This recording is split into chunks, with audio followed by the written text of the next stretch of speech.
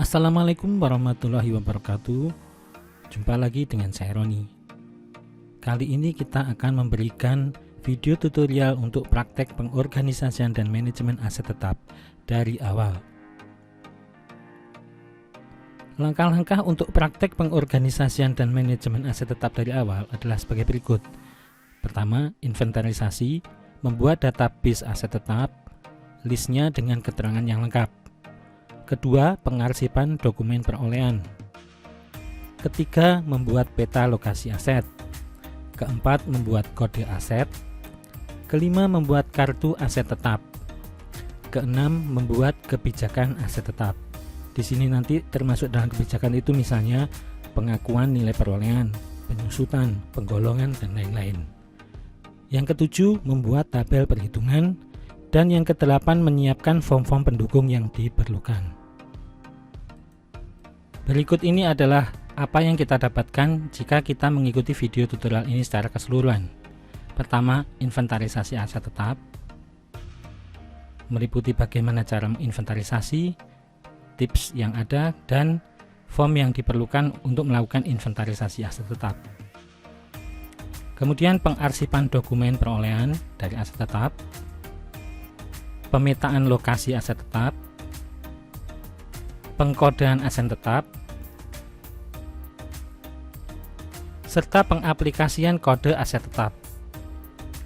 Selain itu, kita juga akan mendapatkan draft untuk membuat kebijakan aset tetap.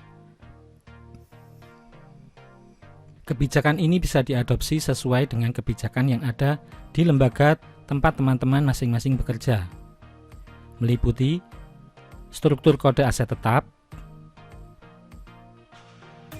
penerimaan aset tetap, kebijakan perawatan dan pengakuan penurunan nilai aset tetap, penghapusan aset tetap, penjualan aset tetap, pembatasan jumlah dan pemakaian aset tetap, stok opnim dan penyusutan aset tetap, serta penggolongan aset tetap. Untuk kebijakan penyusutan aset tetap akan dijelaskan secara detail mengenai metode penyusutan aset tetap, jenis-jenis metode aset tetap yang ada. Kemudian kita akan dapatkan untuk metode garis lurus dan metode saldo menurun, definisinya, contoh perhitungannya, contoh tabel hasil perhitungan, serta penyajian di laporan keuangan. Terakhir, kita akan mendapatkan form-form pendukung yang diperlukan untuk pengorganisasian dan manajemen aset tetap. Untuk inventarisasi aset tetap bisa dilakukan langkah-langkah sebagai berikut. Pertama, menyiapkan form untuk menginventarisasi aset tetap. Kedua, membentuk dan membagi tim untuk mencatat aset tetap. Ketiga, menyiapkan dokumen pendukung seperti bukti transaksi pembelian atau penerimaan hibah. Keempat, melakukan koordinasi untuk menyeragamkan penggolongan dan spesifikasi aset tetap. Ini tidak perlu menunggu semua pekerjaan selesai, bisa setiap hari selama beberapa menit. Untuk pengkodean dilakukan kemudian, bisa dilakukan pengkodean nomor urut sementara untuk mempermudah pengkodean berikutnya. Ini adalah tips pada saat kita melakukan inventarisasi aset tetap. Jika melakukan inventaris aset, lakukan secara seragam. Misalnya, dari pintu ke arah berlawanan jarum jam, seperti pada gambar. Hal ini dilakukan untuk memudahkan saat dilakukan pemeriksaan fisik atau stok opnim atau audit fisik. Nah, seperti ini. Jadi mulai dari masuk, kemudian aset tetap yang di sini diinventarisasi, kemudian bergerak terus berlawanan jarum jam. Nah, jika semua dilakukan secara bersamaan, ini akan mempermudah pada saat pemeriksaan fisik atau audit fisik. Nah, ini adalah lembar kerja yang kita perlukan untuk menginventarisasi aset tetap. Kita bisa mencatat aset tetap dengan rincian sebagai berikut. Untuk pengkodean nanti kita lakukan kemudian. Ini bisa dilakukan pengkodean sementara dulu. Kemudian kita mencatat jenis asetnya. Di sini ada tanah, bangunan, kendaraan, dan inventaris. Kemudian spesifikasinya. Setelah itu tahun perolehan dan harga perolehan. Kondisi aset tetap, serta lokasi meliputi kantor yang mana, misalnya ini ada kantor pusat dan kantor cabang, kemudian ini ada di lantai berapa dan ruang berapa. Data-data ini didapatkan dari bukti pembelian aset tetap. Jika kita masih menyimpan bukti aslinya, nanti kita akan mendapatkan tips untuk pengarsipan dokumen perolehan.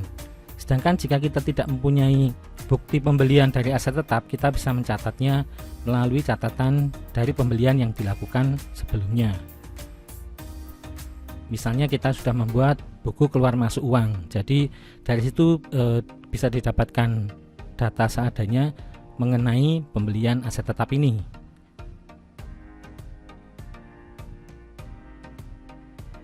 Untuk pengarsipan dokumen perolehan, pada saat kita membeli, kita mendapatkan bukti pembelian dari aset tetap. Dokumen ini harus disimpan karena dokumen ini biasanya dipakai pada saat pemeriksaan aset tetap. Jika nanti suatu saat kita sudah ada kewajiban untuk diperiksa oleh auditor independen, oleh orang luar untuk pemeriksaan, maka dia juga akan menanyakan bukti-bukti asli dari aset tetap ini. Nah, begini tips untuk pengarsipan dokumen perolehan. Pertama, simpan urut tanggal perolehan. Yang kedua, dokumen pembelian asli diarsip sendiri. Jadi ini diarsip oleh bagian aset. Ini bisa bagian umum, bisa bagian rumah tangga atau staf aset, di mana dia dalam satu job deskripsinya adalah menangani aset tetap. Kenapa kok disimpan oleh bagian aset? Karena yang ditangani oleh akunting itu adalah banyak sekali bukti pembelian atau banyak sekali bukti pengeluaran uang. Jadi dikhawatirkan kalau disimpan oleh bagian akunting nanti dia bisa kelupaan untuk menyimpan bukti pembelian aset tetap. Jika disimpan oleh bagian aset karena sudah menjadi bagian dari jobnya, maka kemungkinan itu akan menjadi kecil. Untuk pembelian komputer dan periperal itu bisa oleh bagian IT. Kearsipan bisa dilakukan oleh bagian aset untuk bukti pembelian aslinya. Sedangkan untuk bagian IT bisa diberikan kopi dari bukti pembelian tersebut. Catatan: pembuatan tabel perhitungan aset tetap dan penyusutan adalah bagian akunting. Yang kedua, bagian aset juga membuat perhitungan penyusutan sendiri di kartu aset. Yang ketiga, distribusi aset tetap adalah wewenang bagian aset. Ini bisa dari pertimbangan dari bagian lain. Untuk komputer dan periperal biasanya diserahkan ke bagian IT yang paling mengerti untuk kebutuhan dan kapasitas komputer yang diperlukan. Misalnya untuk bagian desain perlu kapasitas komputer tersendiri. Berikutnya adalah pemetaan lokasi. Nah, ini adalah pemetaan lokasi yang bisa dibuat untuk mencatat penempatan aset tetap tersebut. Di sini bisa kita buat bagan seperti ini.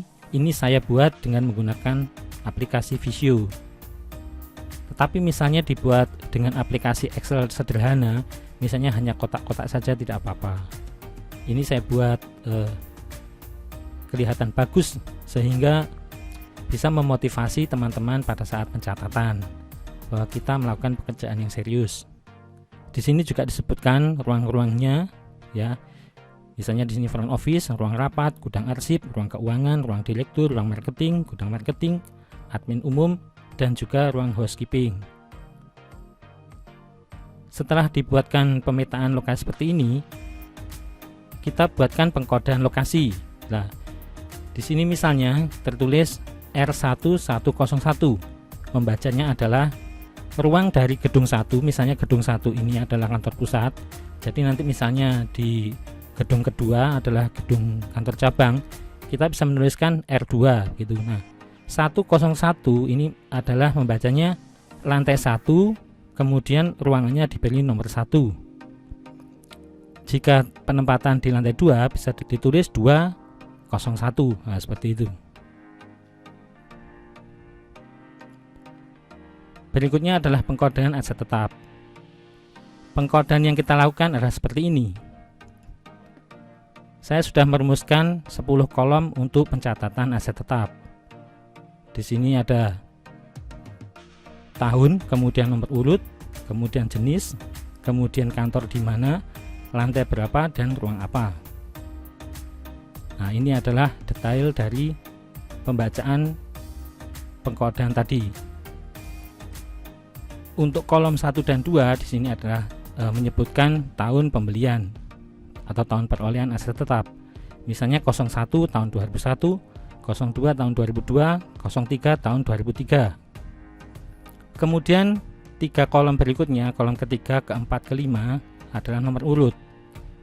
Karena asetnya biasanya berjumlah banyak, ini saya beri 3 digit. Bisa saja ini karena asetnya lebih dari 1000, kita bisa membuat nomor urutnya ini dalam 4 kolom. Nah, ini adalah tipsnya. Sebelum dikodekan diurut dulu berdasarkan tahun perolehan, maka nomor urutnya akan menunjukkan urutan pembelian sesuai urutan waktunya. Kemudian untuk kolom 6 ini akan menjelaskan jenis aset. Di sini jenis aset penggolongannya, nomor 1 adalah tanah, nomor 2 adalah bangunan, nomor 3 adalah kendaraan, nomor 4 adalah inventaris komputer atau elektronik yang berupa komputer, kelima inventaris elektronik, keenam adalah inventaris lainnya. Ini adalah biasanya inventaris selain berupa elektronik. Untuk kolom 7 sampai dengan 10 menunjukkan lokasi aset. Untuk kolom 7 dan 8, kolom 7 menunjukkan gedung yang mana. Misalnya gedungnya kalau kita tuliskan 1 berarti kantor pusat, kedua berarti kantor cabang, atau mungkin jika ada kantor cabangnya 3 atau 4, kita bisa menuliskan 2 kantor cabang A, 3 kantor cabang B, begitu seterusnya. Kemudian berikutnya adalah kolom 8 menunjukkan lantai. Jika kita tuliskan angka 1 berarti lantai 1, jika kita tuliskan 2 berarti lantai 2. Untuk kolom 9 dan 10 ini menunjukkan ruang. 01 misalnya menunjukkan ruang 1, 02 misalnya menunjukkan ruang 2, 03 misalnya menunjukkan ruang 3. Ini bisa kita lihat tadi pada saat pengkodean lokasi dari aset tetap. Nah, di sini seperti ini untuk menunjukkan lokasinya. Kemudian untuk pengaplikasian kode aset tetap, nah seperti ini contohnya. Misalnya kolom 1 adalah 1, kolom 2 adalah 5, kolom berikutnya adalah 001, kolom ke-6 adalah 4, kolom 7 dan 8 1 dan 1, berikutnya kolom 9, 10, 07. 15 menunjukkan tahun 2015, 001 menunjukkan aset nomor urut 1, berarti tahun 2015 itu pembelian aset yang pertama adalah aset ini. Nomor 4 adalah jenisnya. Nah, kita membaca berarti tahun 2015 aset yang pertama kita beli berupa komputer. Kemudian penempatannya di mana?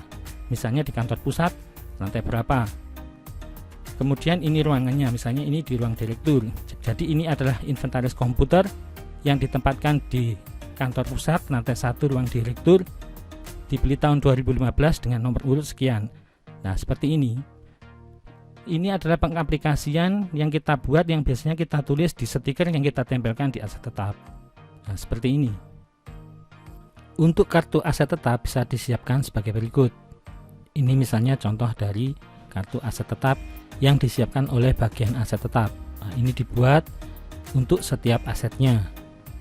Nah, di sini bisa dituliskan nomor seri, nama aset tetap, ya, kemudian nomor akunnya, kondisi barang ini baik atau rusak atau bagaimana, kemudian aset dari mana, ini dari pembelian atau dari hibah, tanggal diperoleh, kemudian diterima atau dibeli dari mana. Jika pembelian maka ada nomor form pembeliannya, kemudian ada penggolongan, taksiran, nilai susut. Nah, di sini ada penanggung jawabnya dipegang oleh siapa, ada spesifikasi, kemudian di bawahnya ada hitungan penyusutan. Baik, sampai di sini dulu video tutorial praktek pengorganisasian dan manajemen aset tetap. Ini adalah bagian dari penyusunan laporan keuangan dari awal yang kita lakukan. Sebelumnya marilah kita checklist penyelesaian dari langkah-langkah yang telah kita lakukan. Kita sudah melakukan pembuatan aplikasi Microsoft Excel laporan keuangan, dari merancang sampai dengan menyusun laporannya sampai dengan menginputnya. Saat ini kita dalam langkah pengorganisasian aset. Jadi kita sudah melakukan inventarisasi aset, pengarsipan dokumen pembelian, pemetaan lokasi, pengkodean aset, dan pembuatan kartu aset tetap. Berikutnya kita akan melangkah ke tahap berikutnya, yaitu pembuatan kebijakan aset tetap, membuat tabel perhitungan, serta menyiapkan form pendukung yang diperlukan. Demikian sampai di sini dulu. Terima kasih, semoga bermanfaat. Assalamualaikum warahmatullahi wabarakatuh.